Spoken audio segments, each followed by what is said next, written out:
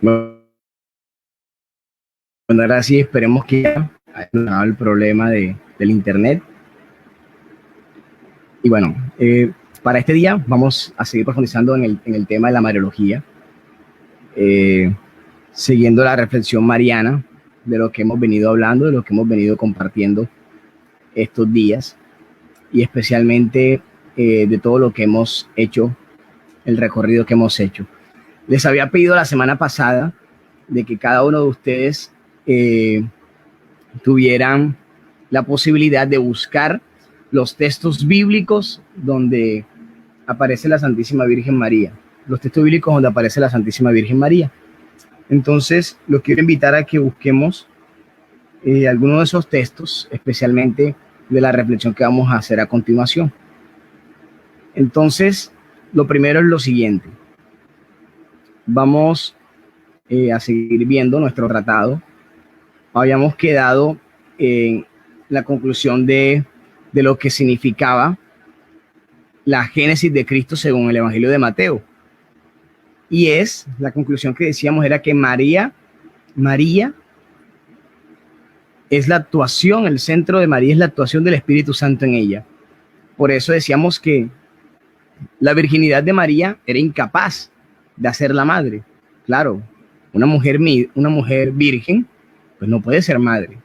Para ser virgen, por ser virgen, mantiene todavía pues su pulcritud, su pureza, y luego de haber tenido relaciones sexuales es que puede quedar embarazada una mujer. Pero por eso en María sucede ese gran milagro, que es lo que concluimos con el Evangelio de Mateo. Y es que María es, según Mateo, el centro de la actuación del Espíritu Santo. Eso es María según Mateo, el centro de la actuación del Espíritu Santo.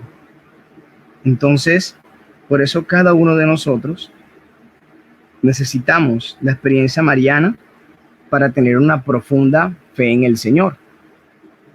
Y por lo tanto, como María es aquella madre de Dios, se reconoce como esto, como la madre del Mesías. María es aquella madre del Mesías que llega a nuestra vida y que lógicamente tiene una relación íntima con la Trinidad. Mire, María tiene una triple relación con la Trinidad, y quiero que esto lo aprenda muy bien. María es la perfecta hija del Padre, la amorosa madre del Hijo y la esposa del Espíritu Santo. La triple relación de María con la Trinidad: la hija del Padre, la madre del Hijo y la esposa del Espíritu Santo. Obviamente, esto tiene una significación, un lenguaje muy romántico, muy espiritual, no tanto habla de la literalidad, pero nos quiere hablar de la experiencia de amor de Dios que tiene María con la Trinidad. Y esa misma experiencia la debemos tener cada uno de nosotros, que seamos esos amorosos hijos del Padre, pero no podemos ser madre del Hijo. Ese título solamente lo tiene María.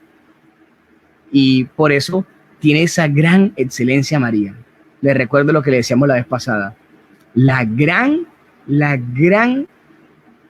admiración de la Iglesia por María no es su reinado.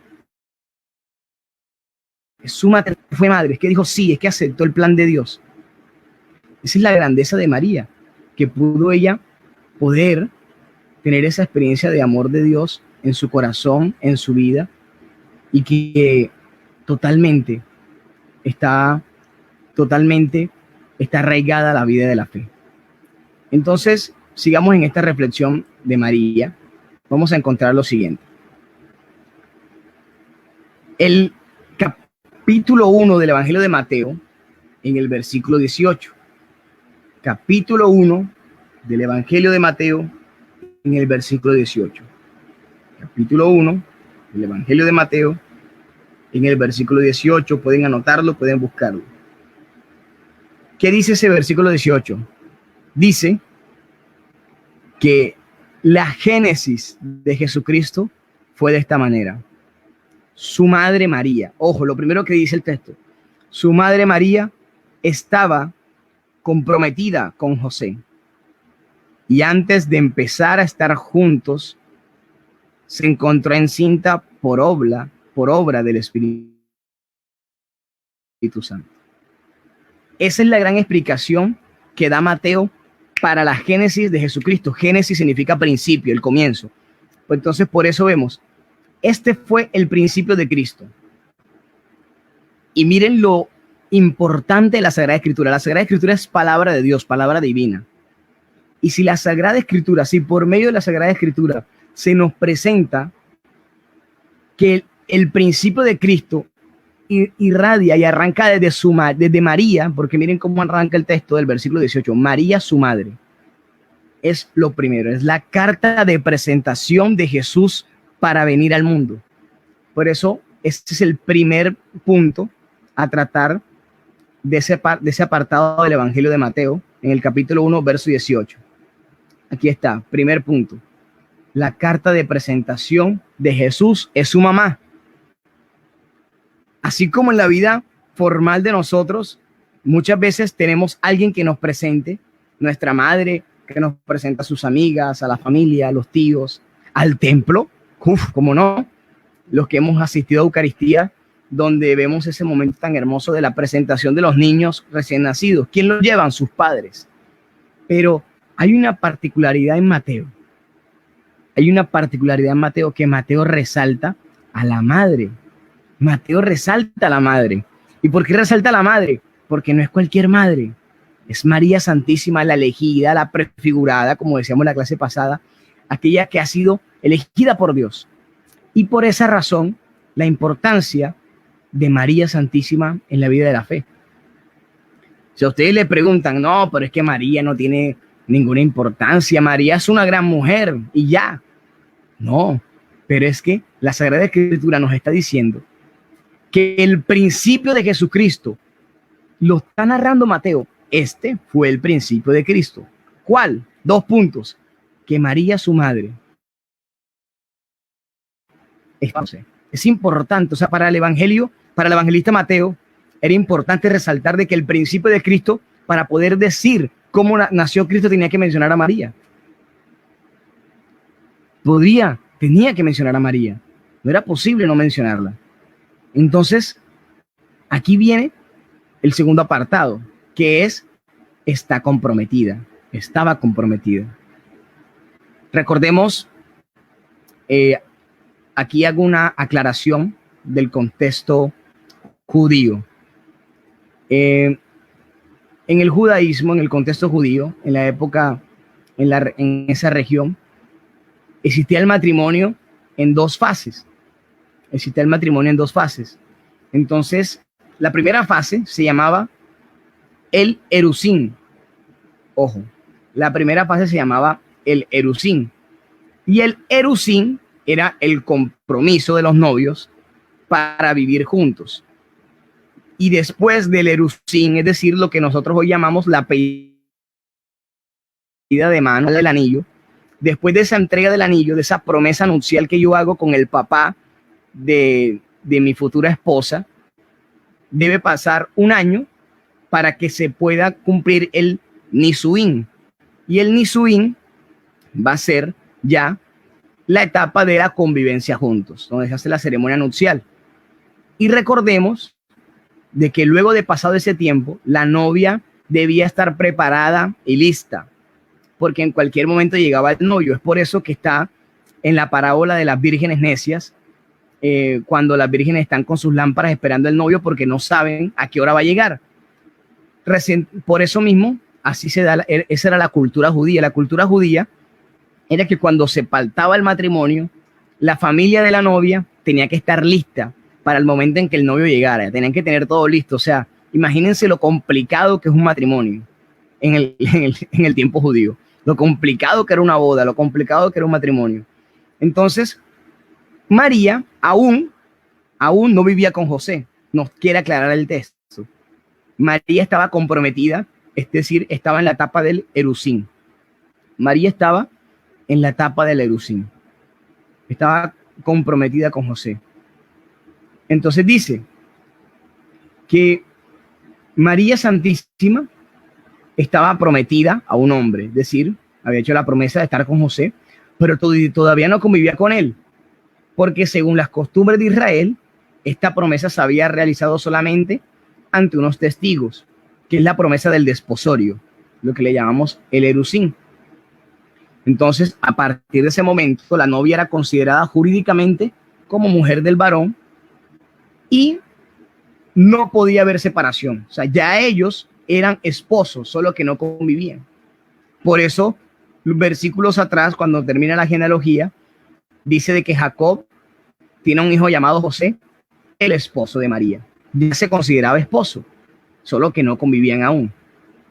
Y luego el Nisuín es el segundo rito matrimonial, el que ya les decía, que normalmente tenía un año después de esa promesa, lo que les estaba comentando ahorita. Entonces, por eso mismo, ya hay una promesa en ellos, ya hay un compromiso en ellos. Lo que le ocurre a María, entonces, está fuera de lo imaginable. Aquí quiero que resaltemos esta parte.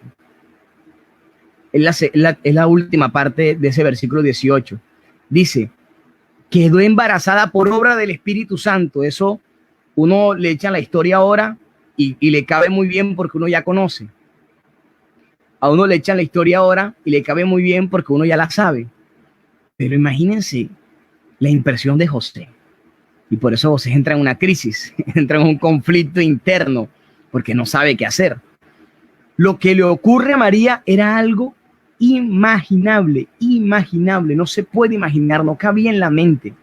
Incluso hoy en día, a nosotros no nos cabe en la mente, es un misterio, hace parte de los misterios de fe, y los misterios de fe no se explican desde la razón, se explican desde la experiencia, desde la vivencia de la fe. Entonces, por eso esa experiencia de María, que le ocurre algo imaginable, se explica a través del poder del Espíritu Santo. Les quiero comentar que así mismo como ocurren los milagros, este fue un milagro. El Espíritu Santo obra milagros en la iglesia. El Espíritu Santo sana, el Espíritu Santo cura, libera, restaura. El Espíritu Santo fecunda. El Espíritu Santo fecunda. Y fue el Espíritu Santo el que embarazó a María. El que embarazó a María. Por él se engendró en ella la persona del Verbo, la persona del Hijo. Entonces era algo imaginable. Esto llevó a una crisis, totalmente esto llevó a una crisis. ¿Por qué una crisis? Porque José, pobrecito, José esperaba estar con María, estar con su esposa y que le salgan con esa noticia. Pero José era un hombre justo y lo vamos a ver a continuación. Vamos a ver el conflicto interno de José. El conflicto interno de José. Vamos a comprender un poco esto del conflicto interno de José de la siguiente manera. Entonces recordemos de que José estaba prometido a María. Recordemos eso siempre, estaba prometido a María, ya eran esposos. Y por eso, eso es lo primero. Lo primero que hay que resaltar es que ya ellos eran esposos, era el esposo de María. Era el esposo de María. Lo segundo, que era un hombre justo. José es un hombre justo. ¿Y quién es también justo? Cristo. ¿Quién era justo? Porque si nos vamos al Evangelio de Mateo, estamos analizando Mateo, si vamos al Evangelio de Mateo en el capítulo 27, en el versículo 19, nos dice lo siguiente. Escuchen bien. Mientras él estaba sentado en el tribunal, le mandó a decir su mujer. Estamos hablando de la escena de Jesús ante Pilato y donde la esposa de Pilato empieza a abogar por Jesús. Mientras Jesús estaba sentado en el tribunal, le mandó a decir su mujer, no te metas con ese justo, porque hoy he sufrido mucho en sueños por su causa. Ahí, la esposa de Pilato reconoce a Jesús como una persona justa, como una persona justa. Y José también era justo. Entonces vemos ahí una relación entre José, el padre adoptivo de Jesús, y Jesucristo. Una relación. Lo tercero es de que la justicia de José es puesta a prueba. ¿Dónde es puesta a prueba? La justicia de José es puesta a prueba con ese momento en que le es presentado la noticia de que María está embarazada. O sea, ¿cómo José va a tomar esa respuesta? ¿Cómo José va a tomar esa acción en su vida? ¿Cómo José se lo va a tomar? Entonces es una impresión muy grande en la vida de José. Justicia, se pone a prueba esa justicia. Entonces vemos lo siguiente, entendamos lo siguiente. El conflicto de José irradia en que se pone a prueba la justicia de José. Se pone a prueba la justicia de José porque la mujer que le pertenecía estaba encinta por obra del Espíritu Santo. La mujer que le pertenecía estaba embarazada. Entonces se trataba de algo que excedía cualquier tipo de información y suposición humana. Ahora, el texto, la Sagrada Escritura, no se ve claro que José dispusiese de esa información. Es decir, es el ángel el que le comunica, es el ángel el que se lo comunica. Y por eso es de gran importancia el mensaje de Dios. Le recuerdo lo siguiente. ¿Qué significa la palabra ángel? Que viene de ángelos, del griego, significa mensajero. Ángel significa mensajero. Y especialmente cuando tiene el prefijo el, ángel, el el, hace referencia a Dios. Entonces por eso vemos nombres como Elías, Eliseo, que hacen referencias a Dios. El prefijo el. Entonces, el ángel es el mensajero de Dios. El mensajero de Dios, que nosotros en la Sagrada Escritura vemos la acción del ángel Gabriel, del arcángel Gabriel.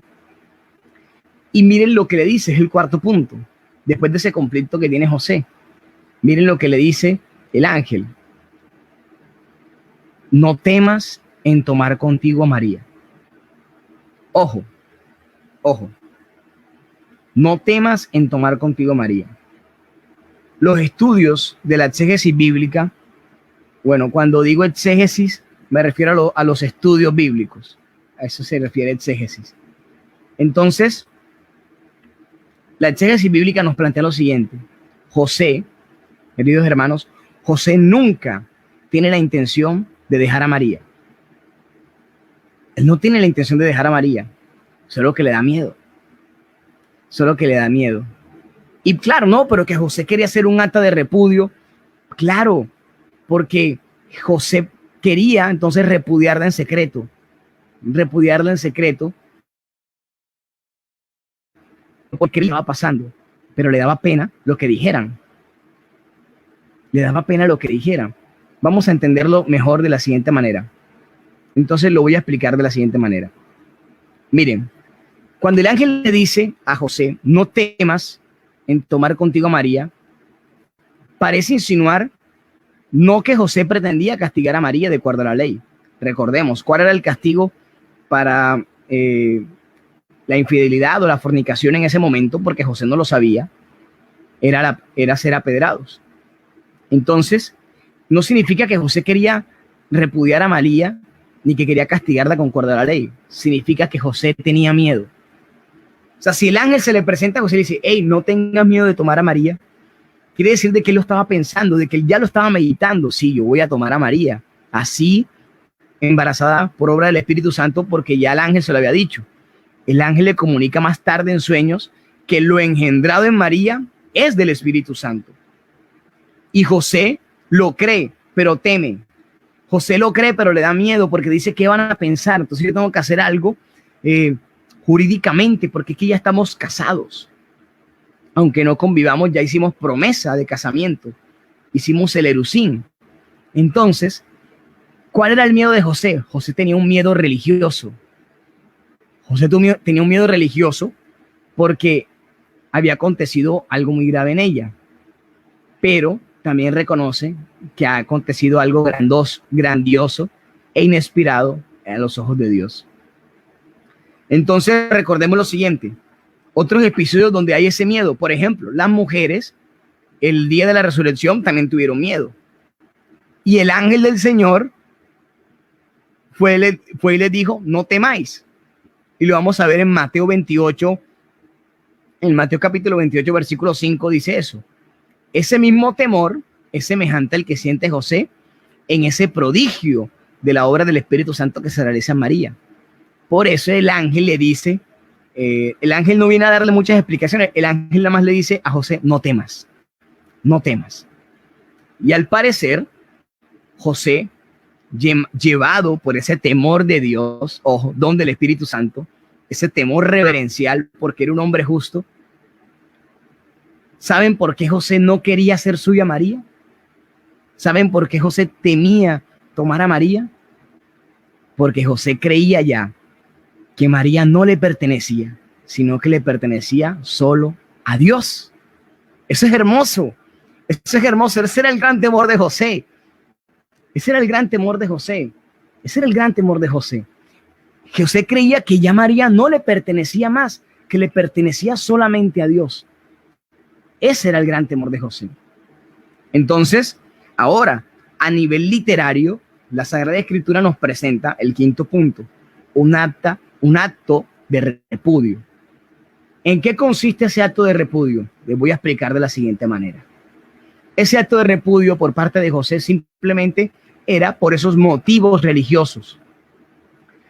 No era por extrañeza, ni era incluso José porque sospechara de algo raro en María.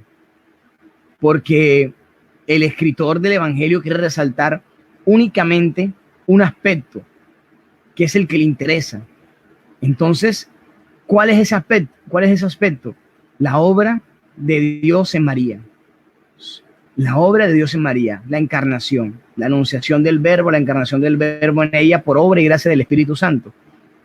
Entonces, no obstante, podemos y debemos preguntarnos si detrás de ese revestimiento literario de la Escritura, moralmente, si hubo un auténtico conflicto o no. Porque entonces en Jesús hay que suponer que se pudo poner ese mecanismo jurídico, es decir, donde José quería simplemente hacer ese acta de repudio por una cuestión social, por una cuestión religiosa y jurídica, no porque verdaderamente repudiara a la Virgen. Vamos a ver entonces el acta de repudio desde dos alternativas. José tenía dos alternativas.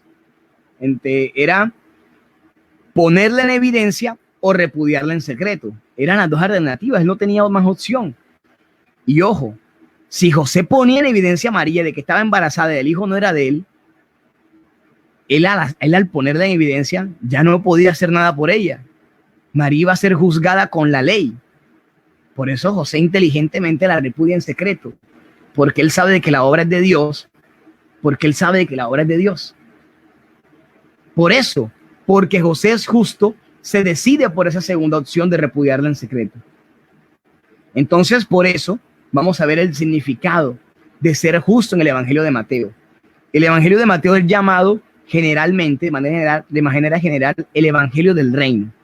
Entonces, el Evangelio del Reino, la justicia de Dios en el Evangelio de Mateo, significa no ser como los escribas y fariseos que son hipócritas y pagan el diezmo de la menta y pagan el diezmo de todo, pero descuidan la ley. ¿Y cuál es la ley? La ley se compone de la justicia, de la misericordia y de la fe. Ojo, esos son los tres aspectos de la ley. La justicia, porque claro, hay que cumplirla, pero también la misericordia y también la fe. Entonces, ese es el significado de justicia en el Evangelio de Mateo. Y si se dice que José era justo, se dice que José entonces obraba con justicia, obraba con misericordia y obraba con fe. Obraba de estas tres maneras. Entonces la justicia implica la misericordia y la fe. José se encuentra ante el dilema de ser justo sin misericordia o ser justo desde la misericordia. Vemos este gran paradigma. Sí, cualquiera puede decir, como José es hombre justo, la va a poner en evidencia a María porque está embarazada y el hijo no es de él. No, como es justo, obra en misericordia y obra en la fe. Y por misericordia no podía hacer eso. Y por fe ya conocía, porque el ángel le dijo que lo que había sucedido en María es por obra y gracia del Espíritu Santo. Esto es bello. Y notemos aquí, hermanos, que estamos aprendiendo cosas maravillosas de la palabra de Dios. Entonces, esa acta de repudio en secreto de José, muchos hermanos han entendido, José repudió a la Virgen. José no quería a la Virgen.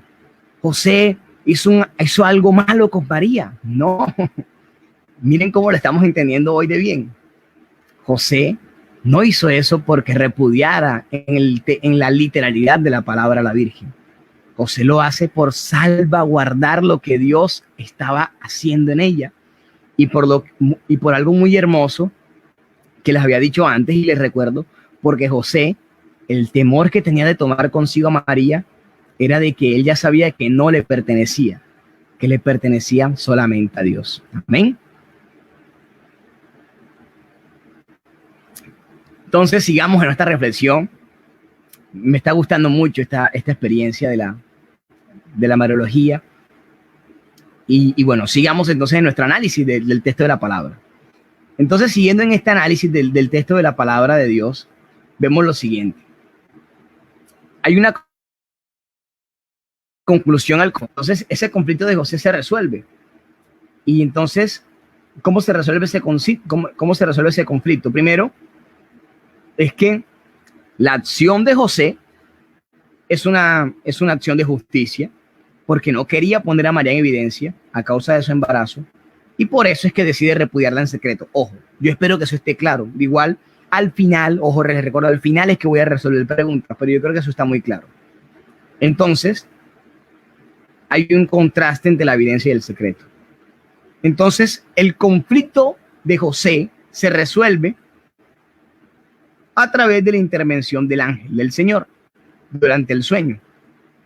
Entonces, recordemos de que este sueño del ángel, que se narra en Mateo 1:20, donde el ángel le dice no temas, no hay un hilo conductor que nos diga, que indique el tiempo en que ocurrió ni el lugar. ¿Ya? No hay tiempo ni lugar.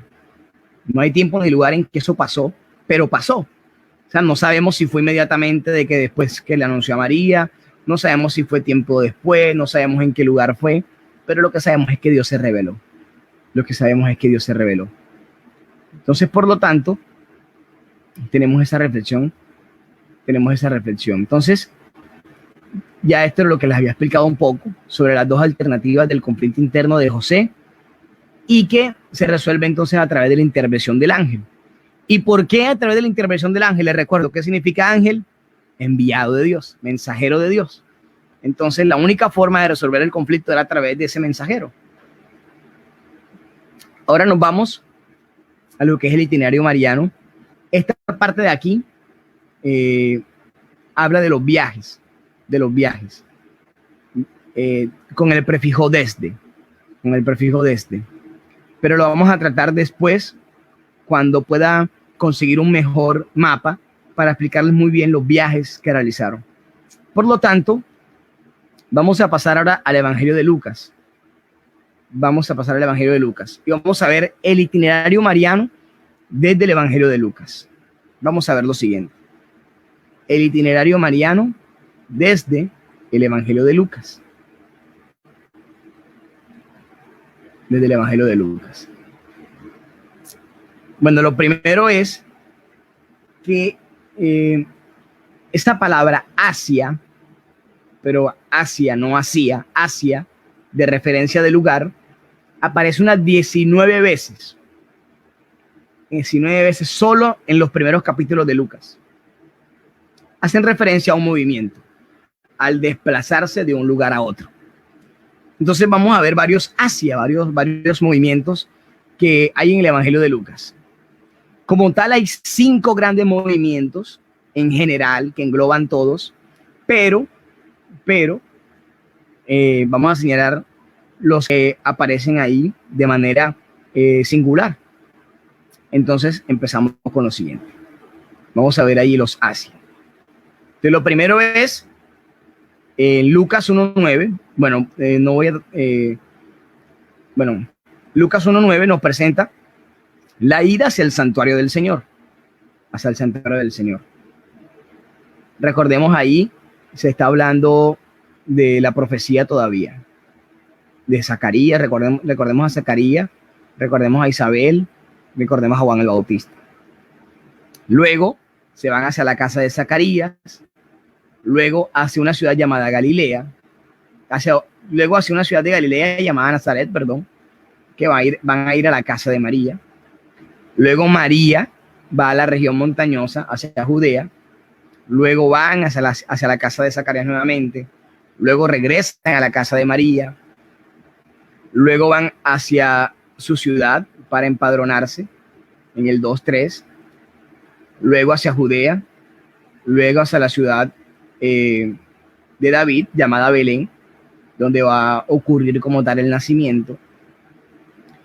Y miren, hacia el cielo, la ida al cielo, la ida a Jerusalén, luego la ida al templo, la presentación, luego hacia Nazaret nuevamente, hacia Jerusalén, hacia Nazaret otra vez, luego ya hacia toda la región del Jordán. Recordemos, ahí va a aparecer ya el bautismo del Señor.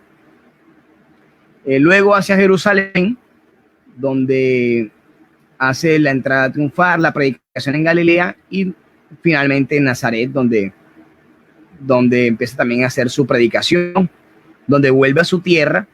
Y recordemos que donde Jesús predica y no es aceptado porque está en su propia tierra, donde él dice, ningún profeta es bien recibido en su propia tierra.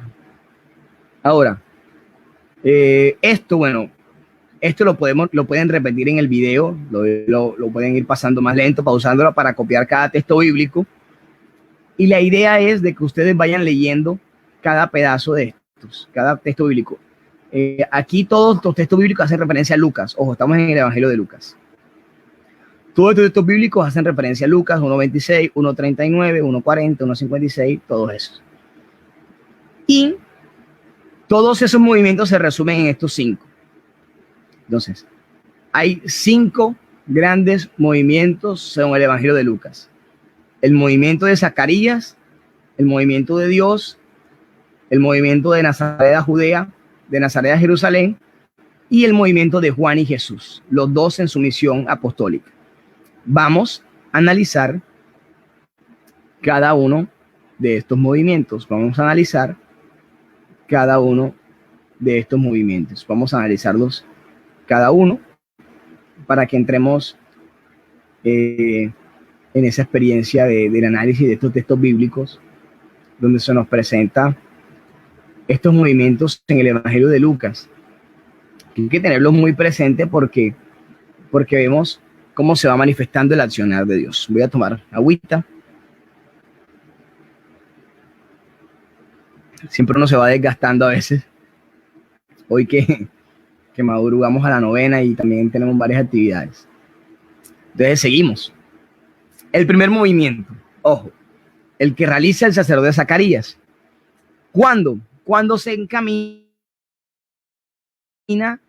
ahí Zacarías contempla al ángel de Dios que le comunica una buena noticia. ¿Cuál es?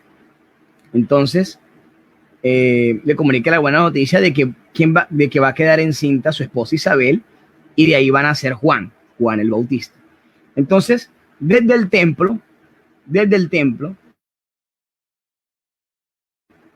casa, entonces la casa de Zacarías, ojo, la casa de Zacarías se convierte en el lugar central del relato.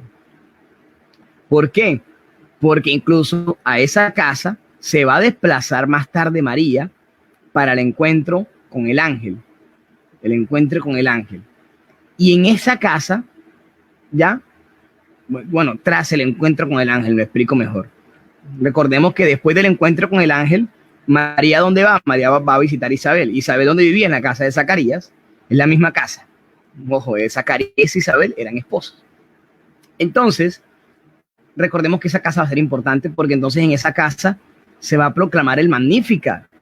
Que después vamos a hablar de la composición del Magnificat, que es una composición bíblica que nos habla de que María Santísima conocía la Sagrada Escritura. Pero bueno, eso es otro tema, me estoy adelantando, perdónenme.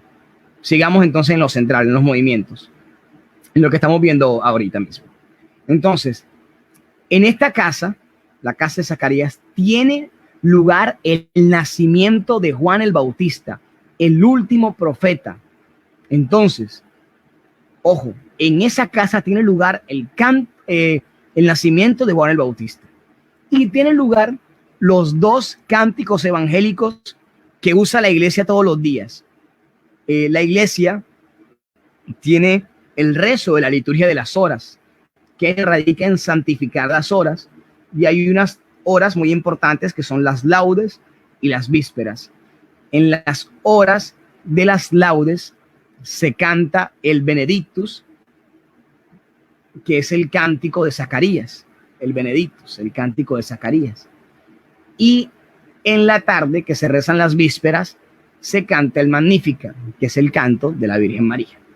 Entonces, esos dos grandes cantos que han sido inspirados de Isabel, de María y de Zacarías, se componen en esa casa. Por eso la casa de Zacarías va a ser importantísima. Es importantísima la historia. Entonces, la casa de Zacarías queda en una región montañosa de Judea, y aunque no se menciona su nombre, es decir, no se menciona la casa como tal, la casa de Zacarías, se sabe que ocurre en ese lugar propiamente.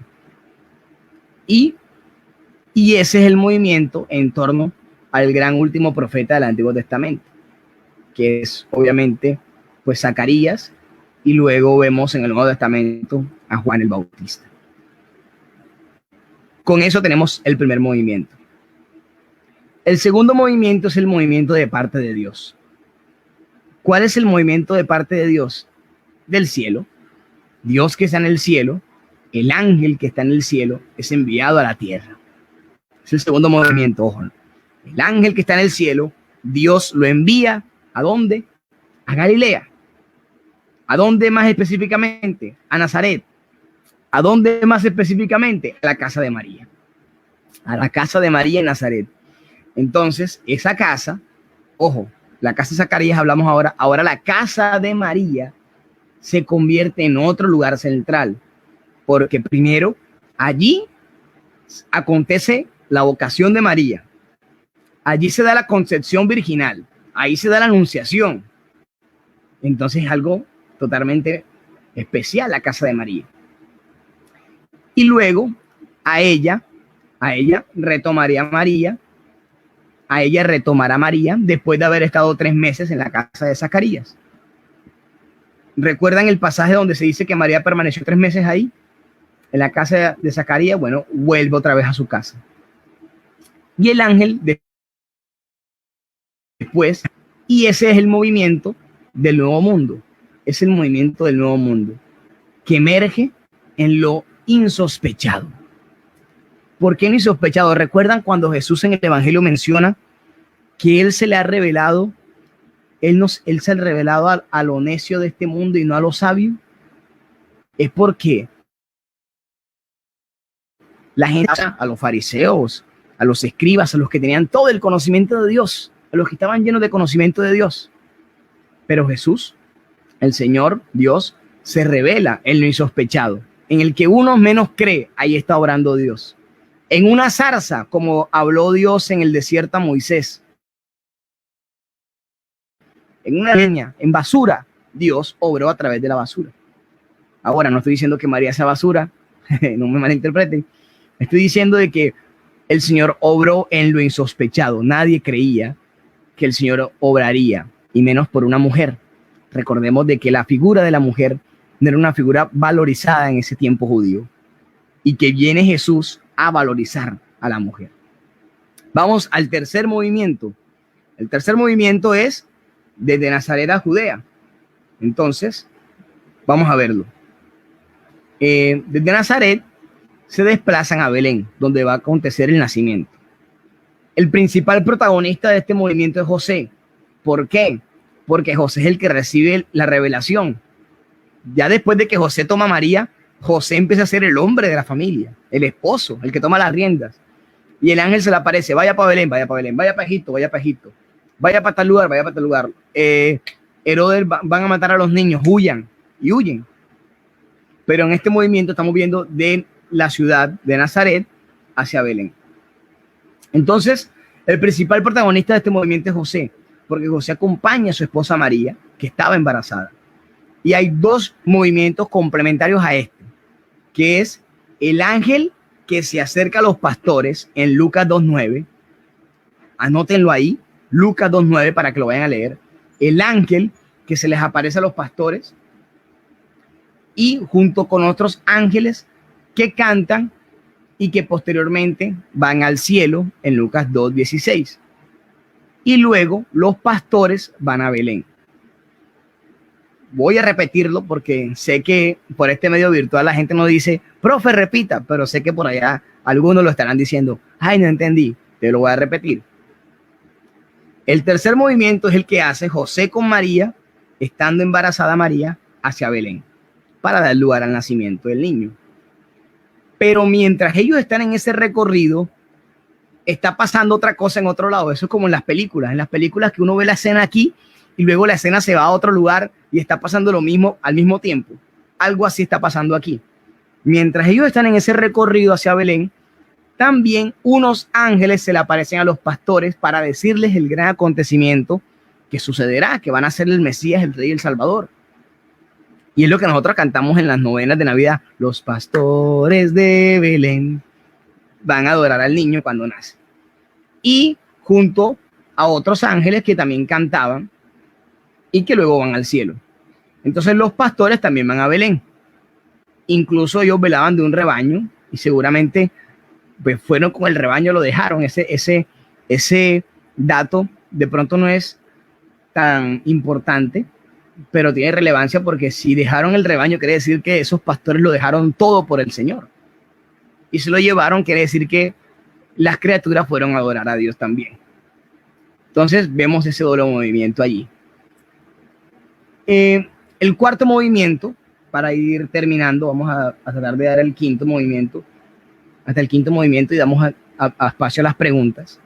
El cuarto movimiento es otra vez de Nazaret, cuando los padres de Jesús van a Jerusalén a celebrar la Pascua.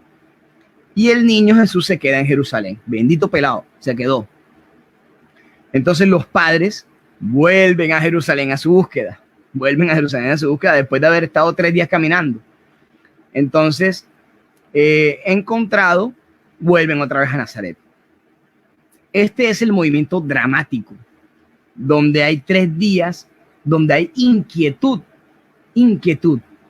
Y esos 3 días de inquietud van a ser analogía de los 3 días en que Jesús permanece entre la muerte y la resurrección. ¿Entendemos esto? Va a ser una analogía de ese momento.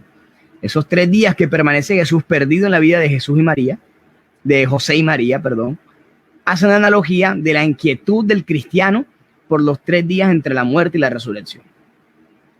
Y damos paso al último movimiento, al quinto movimiento que nos plantea el Evangelio de Lucas, y es hacer el paralelo entre Juan y Jesús. Ya estando adultos, los dos inician sus propias misiones. Juan, consciente de que era un profeta que tenía que anunciar a su primo, bueno, perdón por usar la palabra primo, a su pariente, porque no sabemos literal, la Biblia no lo dice, si María y Isabel eran primas. Se conoce que eran parientes, pero no se sabe qué parentesco tenían. Entonces, tenía la misión Juan de anunciar al profeta, a Jesús, y entonces Juan se orienta hacia el Jordán, hacia la región del Jordán, donde empieza a bautizar con agua, y que luego él empieza a predicar, vendrá alguien que es mayor que yo, y yo no seré digno ni de desatar de las sandalias, y él los va a bautizar con Espíritu Santo y fuego. Esa era la predicación de Juan. Y luego está Jesús, que tras ser llevado por el diablo al desierto, orienta su misión luego, después de ser bautizado, hacia Galilea, hacia la región de Nazara. Entonces, en la región donde él se había criado. Es el movimiento de la misión que será a partir de ahora un movimiento continuo y se va a traducir en el gran camino hacia Jerusalén. Entonces, entendido un poco esto, vamos a dar entonces, dándole conclusión a la clase de hoy. Entendido un poco esto, vemos el tema de Dios, el tema de los movimientos, como un tema importante en la vida de María, como un tema importante en la vida de de la experiencia mariana. Miren que hemos estado hablando de Juan, de Jesús, de Zacarías, de los Asia, de los viajes. Hemos hablado de varios temas, pero todos van en torno a Cristo y todos van en torno a María. Es importante conocer todos estos aspectos para seguir avanzando en el conocimiento de la Santísima Virgen María. Entonces vamos a dar paso ahora sí. Me voy a ir al Facebook, voy a irme al Facebook para poder leer sus preguntas desde este momento. Voy a entrar acá al Facebook.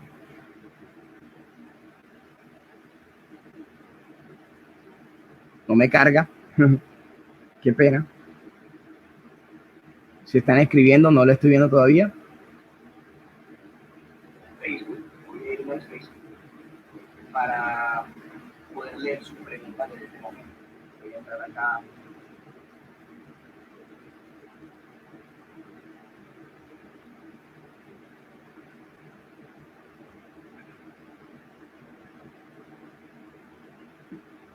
Bueno, voy a ir leyendo. A ver qué preguntas van haciendo por acá.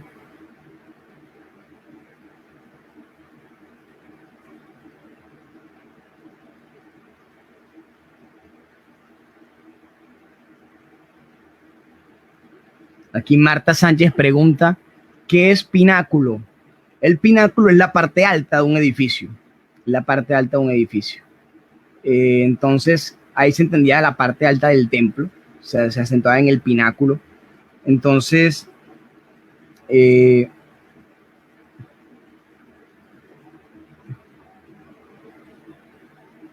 a eso se refiere el pináculo, a la parte alta del templo o de cualquier edificio en general. En el texto que estás leyendo, de pronto si lo anotas, a ver en qué contexto se menciona el pináculo.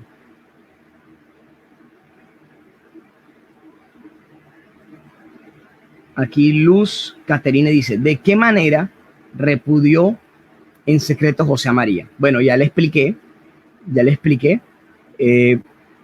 Vamos a repetirlo. Recordemos entonces de qué manera fue que sucedió esto. El repudio en secreto, ya les decía, como José era un hombre justo, él tenía dos opciones ante el embarazo de su prometida. O sea, ya ellos estaban casados, estaban prometidos, ya habían hecho promesa de que María le pertenecía a José.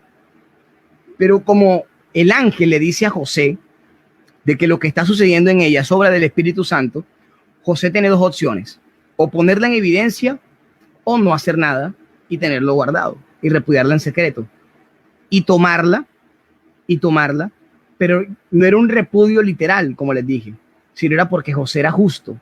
Y como José era justo, él no quería, él creía que María le pertenecía solamente a Dios. Por eso él tenía miedo de tomar consigo a María, porque él creía que ya María era solo de Dios y no le pertenecía a él.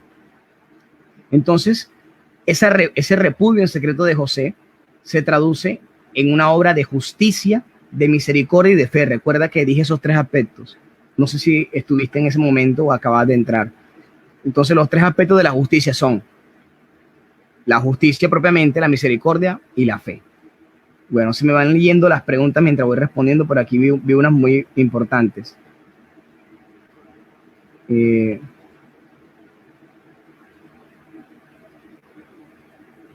A ver. Bueno, exégesis. La palabra exégesis quiere decir estudio bíblico. Como uno dice, la exégesis de San Juan, quiere decir una interpretación bíblica de San Juan, nos dice eso. Es una palabra que se usa cuando uno estudia la Biblia. Una exégesis bíblica, es decir, un estudio profundo de la Sagrada Escritura. Eso significa exégesis. A ver, ¿qué más?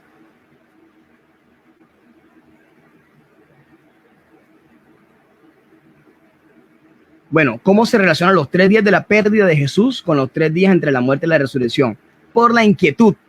Recuerda que le decía eso Rosaibet Niño, pregunta que cómo se relacionan los 3 días de la pérdida con los 3 días entre la muerte. Recuerden que él decía que esos 3 días de la pérdida de Jesús, ¿cómo se sentirá José y María? Inquietos, angustiados.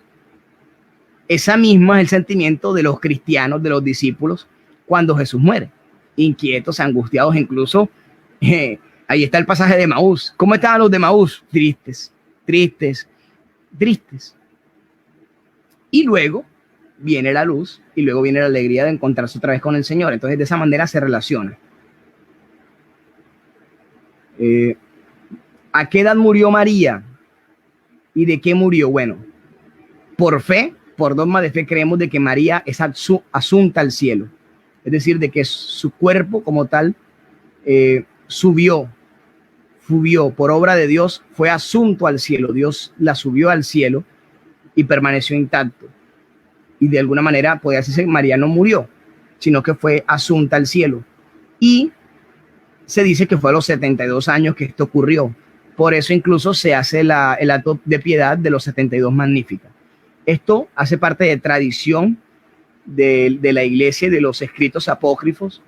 No está en la Biblia, pero sí se puede demostrar de alguna manera la asunción. La asunción sí, porque es un dogma de fe, pero los dogmas lo vamos a tratar después y lo vamos a entender mejor, ese tema de la asunción de la Santísima Virgen.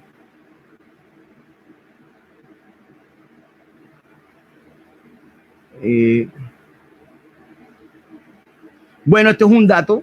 Después de la pérdida del niño Jesús, ¿cuánto tiempo duró José? La Sagrada Escritura no nos menciona más a José. No nos menciona más a José, no dice si murió, no dice si estuvo ahí, pero tampoco lo menciona en la cruz, tampoco lo menciona en las bodas de Caná. Entonces uno puede dar a entender de que Jesús muere, de que José muere. Algunos apócrifos mencionan de que José ya era mayor cuando estaba ya comprometida a María, de que José ya era mayor, así que cabe la posibilidad de que José muriera. De igual como les digo, todo esto es en parte de escritos apócrifos. La Sagrada Escritura no lo menciona. ¿Qué significa el Nisuín? Recuerda, el Nisuín era ya el segundo rito matrimonial, que era cuando ya los esposos hacían el rito matrimonial para convivir juntos. Y antes era el Erusín, que es la promesa. Como la analogía es cuando uno pide la mano y se compromete a casarse, pero luego un año después es que se casa. Entonces es así, más o menos el paralelo. ¿Por qué José no estuvo a los pies de Jesús crucificado? Porque ya José no estaba. Porque seguramente si José estuviera vivo, estuviera ahí. Claro que sí.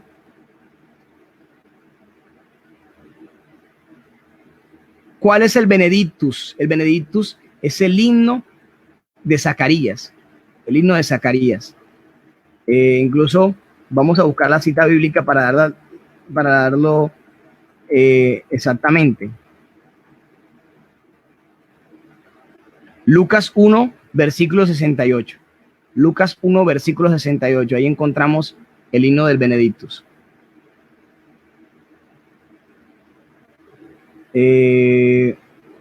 A ver.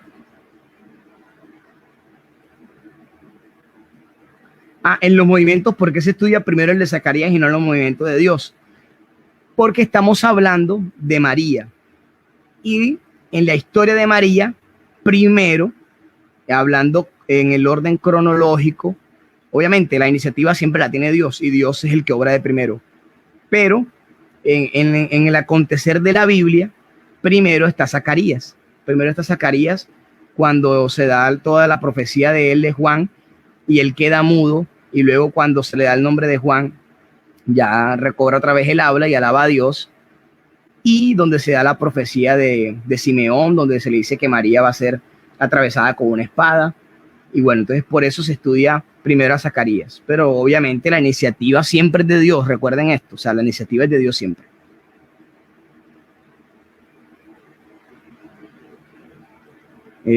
Bueno.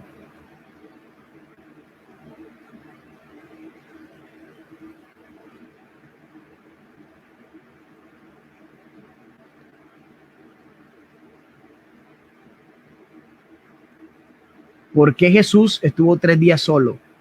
No sé en qué contexto te refieres en esa pregunta. ¿Dónde estuvo 3 días solo? Si te refieres a la pérdida, no estuvo solo. Recuerda que esos 3 días estuvo en el templo hablando con los escribas y fariseos y enseñando. Ojo. Y apenas tenía 12 años.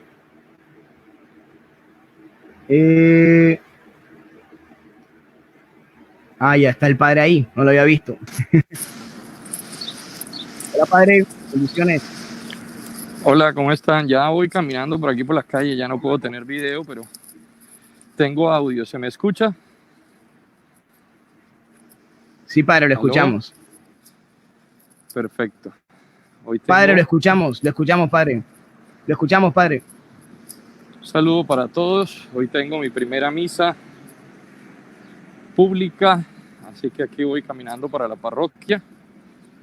Estoy hace como un rato, pero eh, no, no había podido ingresar. Un saludo para todos en la escuela. Preciso, tengo tremendo bus al lado. Voy a ver si me logro deshacer de él para que se me escuche un poco mejor. Bendiciones, Dios les bendiga. Qué bueno que estén perseverando en su escuela de María, que estén en este camino espiritual de seguimiento al Señor, buscando acercarnos más a Jesús a través de la Santísima Virgen María. Me canso caminando porque hacía 2 meses que no caminaba. Es mi primera salida de la casa en 2 meses. Pero bueno, vamos a celebrar la Eucaristía con mucha alegría, con mucho gozo ya con la presencia de personas, de pueblo de Dios activo. Entonces es una bendición. Bueno, escuchando algunas cosas ahí, quisiera como agregar en 2 o 3 temitas algo con relación a la muerte de María.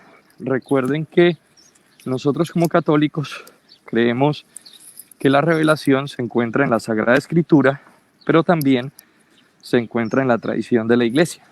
Entonces, sabemos que la revelación de Dios se manifiesta en la Sagrada Escritura, en la Biblia, pero también en la tradición de la Iglesia, porque la tradición precede a la Sagrada Escritura. Jesús no escribió la Biblia fue escrita después de que pasó primero por tradición oral. O sea, primero se transmitió oralmente la revelación, la buena nueva, y por último se escribió. Por tanto, ¿cómo vamos a creer en la Escritura si no creemos en la tradición oral que fue anterior? Entonces, como católicos, sabemos que la revelación está tanto en la Sagrada Escritura como en la tradición. Así las cosas, por tradición, sabemos que María terminó sus días, y así lo dice la tradición, terminó sus días y fue asunta al cielo. Todo mensaje de la tradición no va en contra nunca de la Sagrada Escritura, siempre va en el mismo contexto. Vemos que en el Antiguo Testamento se muestran 2 hombres importantes que también de una u otra manera fueron asuntos. Si usted busca a Elías fue tomado en un carro de fuego y fue llevado a los cielos. Y Moisés no se encontró su cuerpo porque también fue asunto. Si Moisés y Elías pudieron ser asuntos, pues la Santísima Virgen María más todavía. Entonces, sabemos que si estudiamos y analizamos la Sagrada Escritura, vemos que no hay ninguna contradicción para hablar de asunción. Ahora, ¿cómo ocurrió eso? Solo la tradición nos muestra que cuando María terminó sus días, fue asunta a los cielos. Dice la tradición que ya estaba entrada en años, como dice César. Entonces la Iglesia no ha dicho que María no murió. No podemos decir que no murió, simplemente por la dignidad de ella. Hablamos de la dormición de la Virgen. O sea, María terminó sus días, durmió y fue asunta a los cielos. Pues depende también, ahí entraríamos a ver cuál es el concepto de muerte. Si muerte es el terminar los días en este periodo terrenal, pues María murió porque terminó los días y luego fue asunta a los cielos. ¿De qué manera? La tradición, la Sagrada Escritura no dice nada y la tradición solo nos muestra que al terminar sus días, María fue asunta. Hay 2 tradiciones fuertes, una dice que fue en Jerusalén y otra nos dice que fue en Éfeso. Lo que sí es cierto es que María estuvo en Éfeso porque San Juan, que es el discípulo amado, se la llevó para su casa y se nos muestra que María vivió con San Juan en Éfeso. Incluso hay allí un santuario hermoso en Éfeso que queda en Turquía, donde se muestra la casa de María con Juan. No sabemos, alguna tradición dice que después de eso, al final terminó sus días en Jerusalén. Entonces, con eso, pues como ampliar un poco más la respuesta que dio César. Inquiétense, pregunten, indaguen, es muy importante. No nos la sabemos todas, pero estamos tratando de dar respuestas. César, un abrazo gigante, Dios les bendiga. Muchas gracias, Padre, bendiciones, y qué gozo que ya puedan celebrar la Eucaristía allá en Madrid. Y bueno, bendiciones, Padre, cuídese. Aquí voy por las... Denos la bendición para terminar. Claro, también los que tengan dudas, muy buenos que las pregunten aquí, y de pronto con tiempo también les podemos resolver. No pretendamos pues que aquí podemos resolver todo en una clase, pero sí podemos dar luces, ¿cierto? Es muy bonito eso que decías, por ejemplo, de San José, que es el varón justo. Varón justo, ¿por qué? La repudió en secreto. ¿Qué significa eso? Que no la quiso exponer públicamente. Si la repudia públicamente, a María la hubieran lapidado. Ahí se ve la fe de María, que donde José la repudia públicamente, queda como adúltera, y el castigo para la mujer adúltera era el morir lapidada. Entonces, por eso dice que la repudió en secreto. Pero después de repudiarla en secreto, se le aparece el ángel y dice, no, ni siquiera en secreto, acéptala, recíbela, porque el hijo que lleva en su vientre es del Salvador, y él es justo porque cumplía la ley, era cumplidor de la ley, y sabía que como estaba prometida, pues tenía que respetar esto. Ahora, como dice César, ella estaba prometida, era para el Señor. Ellos, dice la tradición, nos enseña la tradición, que ellos se consagraron completamente a Dios, y que por esa consagración vivieron en una castidad absoluta, por esa consagración a Dios. Entonces es muy bonito. Ya podríamos ampliar algún día la historia de San José. Que el Señor les bendiga, que les dé esa capacidad también que le dio a José de escuchar la voz del Señor, que le dio esa capacidad de María de entregarse completamente a Dios. Que el Señor les bendiga, les proteja, les guarde, les libre de todo mal y peligro, en el nombre del Padre, del Hijo y del Espíritu Santo. Amén. Amén. Muchas gracias, Padre. Bendiciones. Bueno, saludo a todos especialmente. Espero que hayan disfrutado de este espacio de la formación. Estamos en sintonía entonces con todas las actividades que vamos a estar realizando. Les recuerdo que estamos en la novena todos los días a las 6:30 de la mañana por el canal de Familia Parresía en YouTube. Tenemos el Rosario con el Padre Rodolfo a las 3:30 de la tarde.